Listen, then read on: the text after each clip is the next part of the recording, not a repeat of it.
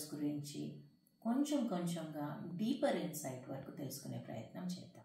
మన ఒంట్లో ఉండే శక్తి సరిగ్గా స్టోర్ అవ్వకపోయినా, సరిగ్గా ప్రాసెస్ అవ్వకపోయినా, సరిగ్గా చేరవలసిన చోటకి చేరకపోయినా ఈ మెటబాలిక్ డిజార్డర్ కలుగుతుంది అనమాట. కార్కి డీజిలో పెట్రోల్లో పోస్తాం, అది మనం తినే ఆహారం అన్నమాట, ఫ్యూయల్. ఈ ఫ్యూయల్ ఏమవుతుంది, ఇంజిన్ ఆ ఫ్యూయల్ని శక్తి కింద మారుస్తుంది. అలాగే మన శరీరంలో కొన్ని భాగాలు కలిసి పనిచేసి మనం తినే ఆహారాన్ని శక్తి కింద మారుస్తాయి అన్నమాట.